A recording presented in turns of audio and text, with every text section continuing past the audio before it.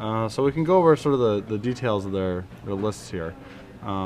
The creature bases are all relatively the same. I believe they both have main deck copies of Falconwrath Aristocrat. Yeah, I've got 2 here. Yeah, with 3 over here. That was a card. Oh, we're already underway. All right. So the turn 1 Gravecaller from Chun. And no play from Q. Having something on turn 1 is rather important. Yes. If you're zombies, I know that you know a bit more about the zombies mirror than I do, but as it looks like he's considering tragic slipping this. Yep. This Gravecrawler. Yeah, I figured that was the case. Which doesn't really seem like the best use of that card. Well, it depends what the rest of his curve is like. Like if he has a play on 2 and on 3, it's probably worth it. Sure. Especially if his play on 2 can't handle, can't like trade profitably with the Gravecrawler anyway. Could be worth using the slip. Sure. I can see. Go ahead. There's a Mortapod of Honku, which is, this is a great reason to have used the slip because this play also doesn't do anything to stop Gravecrawler. Okay. I can see from Charlie's side that he has a messenger in his hand along with one of the more important cards in the matchup, as you brought up yesterday, which is a red-black dual land. Yeah. So that he can cast his Brimstone's Volleys and his Arch Trails and his Falconwrath Aristocrats. So he has that in his hand. He also has Messenger and he has Falconwrath Aristocrats. So his hand is pretty well off right now. It looks like Mortapod is going to trade here with his Fume Spitter, which makes sense based on what he did last turn. Sure. Killing the Gravecrawler, so it's going to take care of that, but nothing is going to take care of this guy. Yeah. Gerald's Messenger, far and away, both the best card in the deck and the best card in the mirror. So we'll see what Hankyu is going to be able to do about this. That's a Highborn Ghoul, which is one of the more unimpressive cards in the mirror. Yeah. Intimidate not really generating much of an advantage. That's a Guess Verdict. So his Charlie Chun's hand's pretty loaded. He has a Guess Verdict, a Diregraph Ghoul, and a Falconwrath Aristocrat. So I expect him just to attack, play his Diregraph Ghoul, and rebuy his Gravecrawler. Okay, I can definitely see that. There's potential for a trade here if Han has a tragic slip. He's probably more than happy to block here. But even if that's the case, Charlie's board is still perfectly fine with 2 2/2s being in play post combat, assuming that's the line that he's going to make. And you're also in a position with the Aristocrat in your hand where you're happy if you draw a land and you're happy if you draw a spell. Sure. Yeah, which is a nice. Often when I'm playing aggressive decks, that's where I'm trying to sculpt my plays too. So you have a turn where it doesn't matter what you're drawing. Sure. He returns Gravecrawler and opts not to cast the Diregraph Ghoul. I believe that he's probably playing around an Aristocrat by doing this play. Okay. It's still a little. I'm still not a fan of it because you can just untap and Guess Verdict if that's the play that he has, and you're on the front foot of the race right now, so you don't mind getting hit for 4 very much. But that Diregraph Ghoul is only getting worse as you allow the game to progress. Yeah, the longer the game goes, the worse that guy is going to get, especially if he draws a land next turn, because he's going to want to cast Aristocrat then, and then it's even worse down the road. Especially with him blocking with Honky blocking with the Highborn Ghoul last turn, it implies that he's going to make a play this turn to try to answer the Messenger. It doesn't make a lot of sense for him to go block your Messenger, untap, attack you for 4, and take a big hit on the way back. Sure. So there's a Highborn Ghoul. And how many Highborn Ghouls does Han have in his deck? He has 4. Okay. So he's loaded up on those. It's of course a card that he doesn't really want to draw many of in the mirror, and he's already found his way to draw 2. So. Right, it's the first card. One guy is a Geralt's Messenger and a Gravecrawler, and the other guy is 2 Highborn Ghouls. Sure. And in related news, yeah, one guy is winning and one guy is losing. Yeah. There's a Blood Artist. Artiste.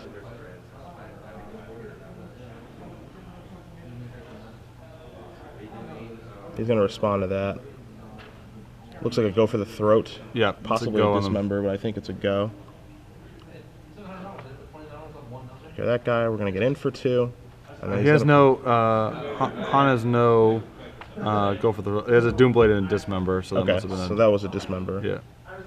And then he has a Diregraph Ghoul, and so his last card in his hand is just Messenger. the Falconwrath. Yep. Falconwrath Aristocrat. Or Aristocrat, rather, sorry. Not Messenger. Blood Artist is especially dangerous now because of the way that Han has been playing this game. He's been trading as often as possible, and Blood Artist makes that favorable for Charlie instead of being unfavorable. Yeah. Now the Han does have one main deck copy of Bonfire of the Damned, so he does have a fairly live draw. Okay. A one-outer, if you will. Yeah.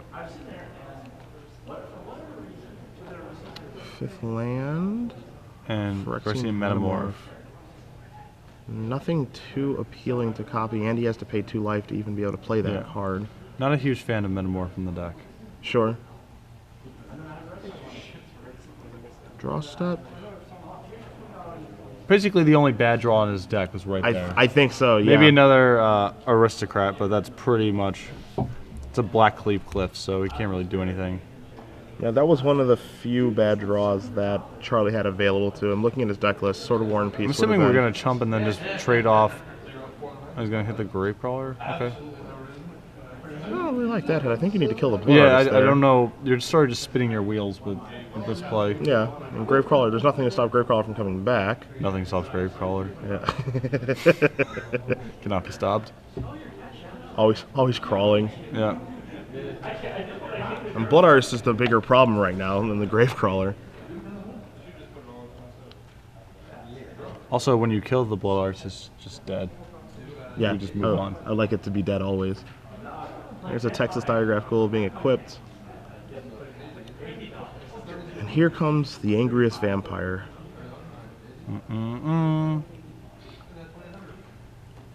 That card is aggressive, man. Yeah.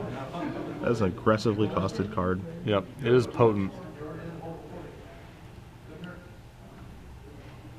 Reminds me a lot of Giant Solifuge.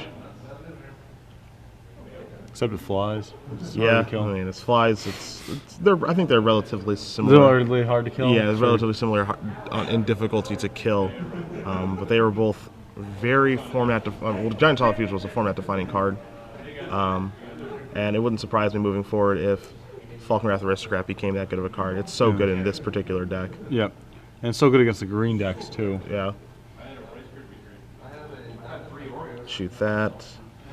I presume there will be a sacrifice taking place, especially with Blood Artist on the table. Yep.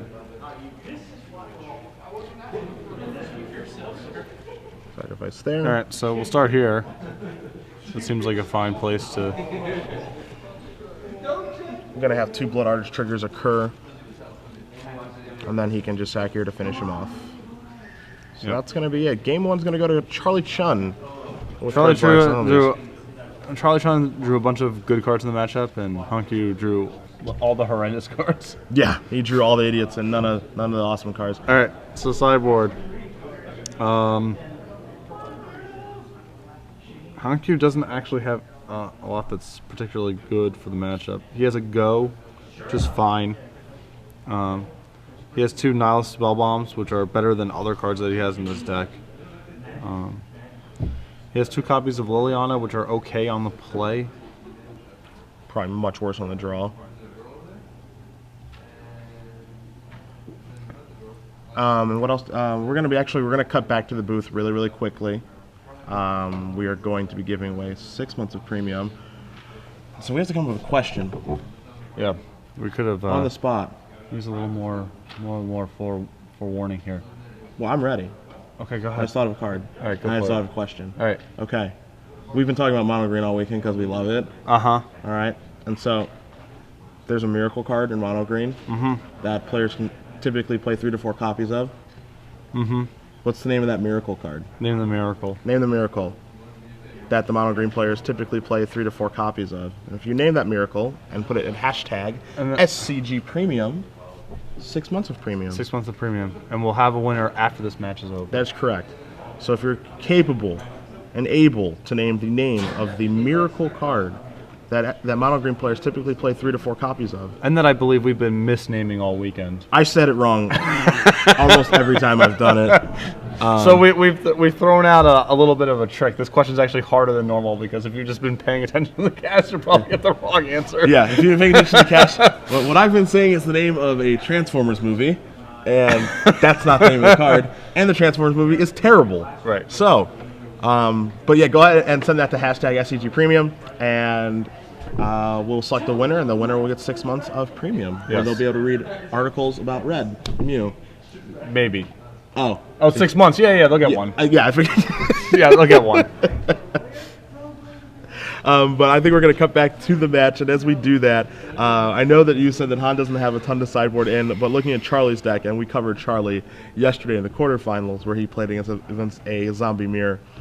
Vampire Nighthawk, he has a 1-of in his sideboard. Excellent card. Absolutely, fantastic in the mirror. He has one additional Tragic Slip he can board in. The Duresses and the Distresses, not very big fans of, but I do like the third Art Trail that he can bring in.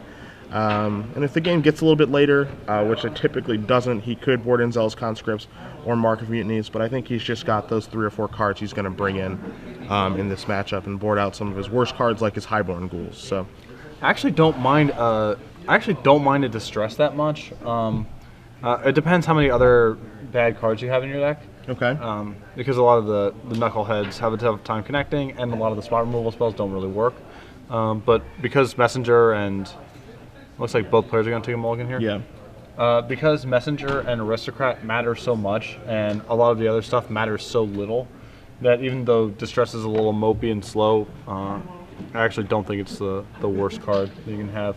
Sure, I mean, it's not terrible on the draw where you just want to make sure that you don't get bowled over very quickly. Yeah. So if you're able to cast it on turn 2 and take a Draw Messenger, which may be integral to Han's game plan, that can potentially lead to a win, or catching an Aristocrat.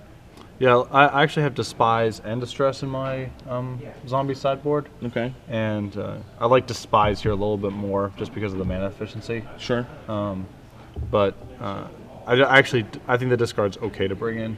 With Duress being reprinted, does that change kind of how you build your deck going forward? Do you think that's a better discard spell than the first two? The thing is that I like Distress a lot more than Duress against ramp decks. So it depends where that deck is in the format. Okay. Same with Birthing Pod too, because they have a range of spells that matter. They also have a range of just random creatures that situationally matter a lot too. Sure. So the flexibility is worth a lot, but it's possible you want some split because 1 mana versus 2 is a big difference as well. Especially in this deck that only plays 22 land. Yeah, for sure. So it wouldn't surprise me if I was at a point where it was like 3 Despise, 2 Distress, 2 Duress was my sideboard discard suite. That makes me want to throw up, but that's fine. 3-2-2. Can't get one of them right. All right. Listen, man, I'm the ultimate proponent of just get it right, but they're for different decks. Sure. As both players are looking at 6 cards here, but what I've noticed, and we covered Zombie Mirror yesterday, it really does seem like whoever is on the play really just has a huge advantage. Like I said yesterday, I think it matters, but also there's just a range and power level with cards that you can still win on the draw if you have the cards that are more meaningful. Sure. So turn 1 Gravecrawler and turn 2 nothing from Honkyu. Charlie with a turn 1 Diagraph Ghoul, and now a turn 2 Blood Artist. The Artiste getting online and in for 2 with the Diagraph Ghoul. So they both have the Knuckleheads in play, and 1 drops are rather important. This is going to take care of that guy. Yeah, we're just going to go. Can't let Blood Artist stay alive very long. No. Quick little life drain there, but I was going to say the Blood Artist is online first for Charlie, but taken care of rather quickly by Han. Yeah, it caused such a distortion to combat. It's just, you had to get the thing off the table. And there's the man. The myth. The legend. He is very powerful. So, Charlie did bring in his Nile spell bombs. Yes. And I think that he has to leave his Diagraph Ghoul back here on defense, but if he plays his spell bomb, then he can, in theory, sit back with his Diagraph Ghoul, block the Messenger, and then Sugar Undying and spell bomb him. But I think he would rather get the Gravecrawler as well in some sort of exchange before firing off a spell bomb. I would feel that way too, as he just does attack, and he's going to play Blood Artist and Nile Spellbomb, so I think that the next turn is when he's going to stop attacking and try to catch these guys off guard. Right. Charlie has 2 copies of... his hand is just 2 lands right now. He has 2 copies of Arc Trail in his deck, which would be just a spectacular draw. Yes, for the current situation, I don't think there's a better card than he can draw. Yeah. get to get everything, including his graveyard. Uh-oh. Okay. Never mind. Doesn't matter as much anymore. We had a window. The window is closed. And here comes Falcon Wrath Aristocrat, and just such an unbelievable card. Just so punishing, so aggressive. And now, I mean, it's just interesting like how these games go because it's so hard to catch up once you're behind. Yep. We brought this point up yesterday. There's just so little lifelink. Like now, one of the best draws you can have is Vampire Nighthawk to get back into this game. Yeah. And even then, I don't know if that's going to save him. Yeah. I'm pretty sure I'm going to be moving some number of Nighthawks into my sideboard. Sure. Yeah. I was very impressed with them yesterday. Makes a lot of sense.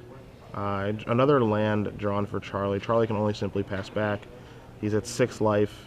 He doesn't have a good block. I mean, he can't block Aristocrat at all, and his blocks this turn aren't exactly great. I mean, it's not good. Yeah. It's not good. And when you fill it out with zombies, no matter what you're playing against, you're always going to be in a rather difficult spot. Yeah, it's not a deck that plays well with too much land. Yeah. That's part of the reason it only plays 22, but when you draw 6 in a game, it's difficult to win, especially in the mirror when you're being just beaten down and harassed like he is this game. Yeah. Han has 23 lands in his build, which makes sense because he has a copy of Bonfire, and more higher curve generally. I also really like 4 Fume Spitters in this deck. I do too, for just keeping the green decks under control. Yep. Also keeping Delver under control a Good little in the bit. mirror too, and it's also just want to play something on turn 1. Plays really well with Brimstone Volley too. Just it always works. That's true. It's unfortunate that he's not a zombie, but once again, you can't always get what you want. But if you try sometimes, it's still not a zombie. It's still not even close. So there's going to be 3 Blood Artist activations that go onto the stack, and then there's also going to be a Nile Spellbomb taking place. Yeah, I assume we're going to tag his messenger here. Yes.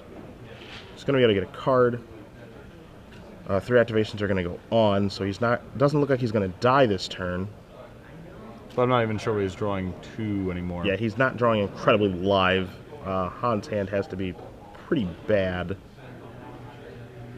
in order for him to be able to come back this game. You draw from Spellbomb. Tragic Slip is actually one of the better draws. Is that a Go for the Throat, possibly? Ugh. Okay, well, that'll take care of it. Yeah. They went through all the jockeying of, hey, I need to resolve my triggers, and I want to catch your Undying Guy with a Spellbomb, and Brimstone Volley, you're dead. You're dead. Yeah, that solves it. That makes it easy. Very straightforward. I mean, as much as, I'd like for this matchup to be complicated and that sort of thing, I mean, the games seem rather straightforward. Right, a lot of the jockeying just has to go on like how you're using your removal spells. That's a big part of the jockeying. I mean, there are a good percentage of games where it's you're just kind of goldfishing because a lot of your creatures you can't trade profitably against. Like because of Gravecrawler, you can't trade with that guy, and Messenger is very challenging to trade with. It can lead to games that are non-interactive.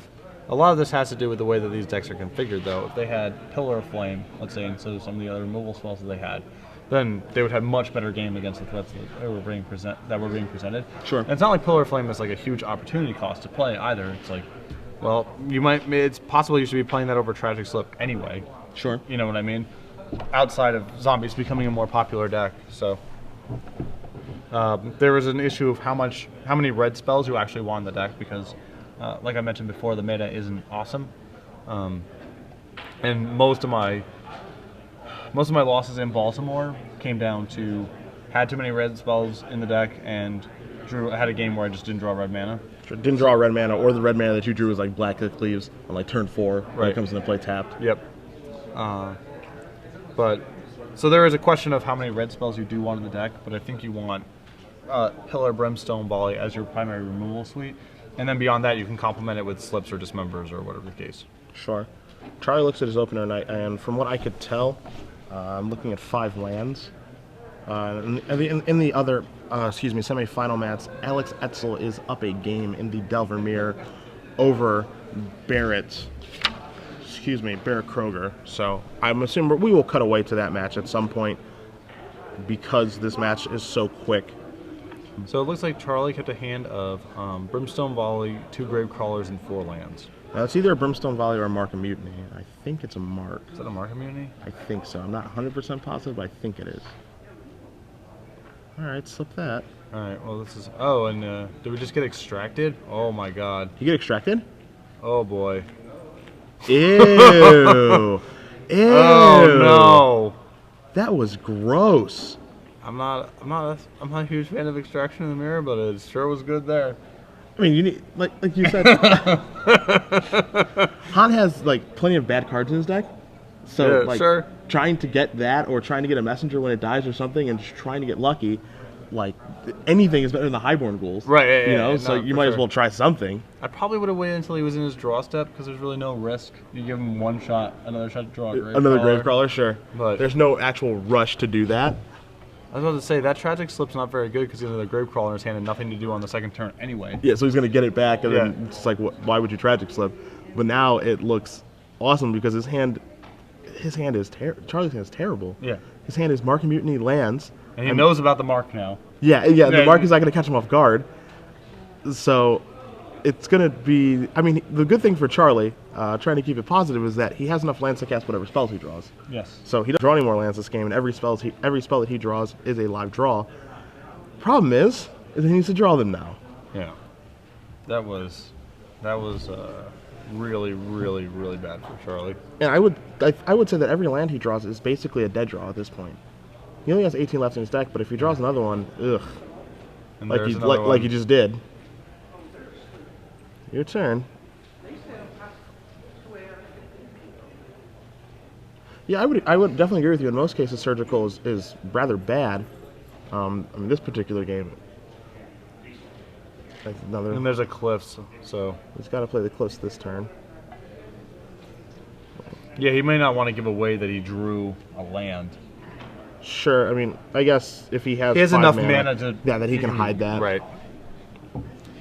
The coming to play tapped is probably not going to be detrimental. Messenger or no?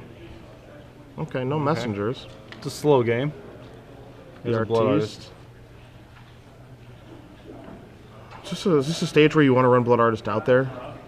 I don't think I would cast it just because, you know, you have so much mana that you can probably set up a turn where something more productive happens. And with Han saying go with 3 mana up, you can assume that his hand also has a lot of reactive cards in it. So the odds that the Blood Artist stays in play and does something impactful that turn are just so low. Sure. There's a Messenger. There's a Messenger. Now, there is one card in Charlie's deck. There are a couple cards in Charlie's deck that will get him back into this game. But Vampire Nighthawk would be a fantastic draw if he has it. There's a Spell Bomb, so he also now has Art Trail as a pretty awesome draw as well. Yeah, we're back in that Art Trail situation that we had earlier. I really don't like the threaten effects in this matchup. No, me either. I just don't think that that's the way that you're going to go about winning.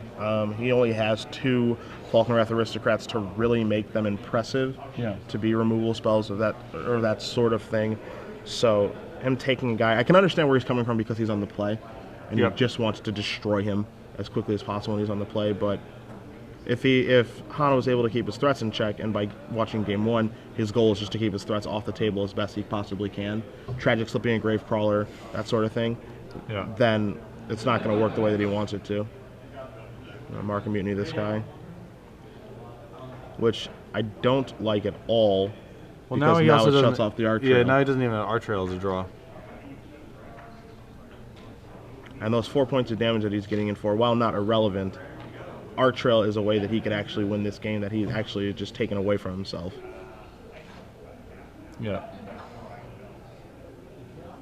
I actually think in the abstract, like the threatened cards would be much better in game 1. Not that you would ever play active aggression game 1. Sure. But it could play well in the first game because there's so many just like random doofuses and the decks are just more aggressive.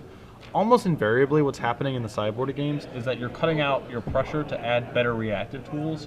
So it makes it even less likely that the game's going to play in such a way that that matters. You know what I mean? Mm-hmm. So he's drawn Aristocrat plus Messenger. So a pretty good set of draws. Um,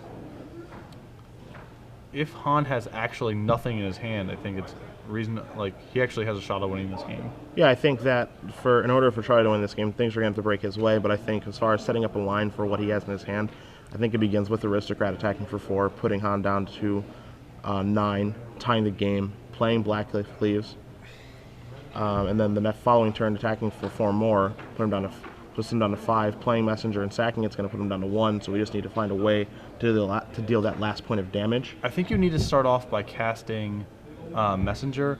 Because Messenger can attack next turn. Like if you play Messenger this turn, it can attack next turn. Whereas if you play it next turn, you can't cast it. It can't attack for the game, basically. Sure. And it makes Brimstone Volley a live draw because we can go. Oh no, it actually cuts off Brimstone Volley. Yeah, if you play it your way, then we can still draw Brimstone Volley, I guess. Yeah, we can draw any of our 3 mana spells then. Okay. Because he'll have 6 mana the following turn. I think that this way isn't a way that's going to lead him to winning.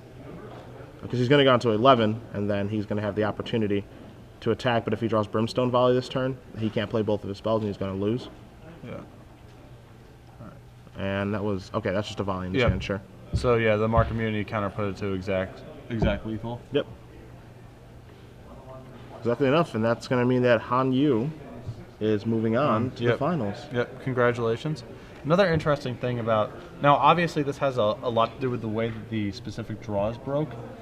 But if he doesn't fire off that Mark Immunity on that one turn, the way the draws worked out, he could have gone Messenger attack you, Aristocrat attack you, next turn, Messenger mark your Messenger, and that's almost certainly lethal, assuming that Han has nothing.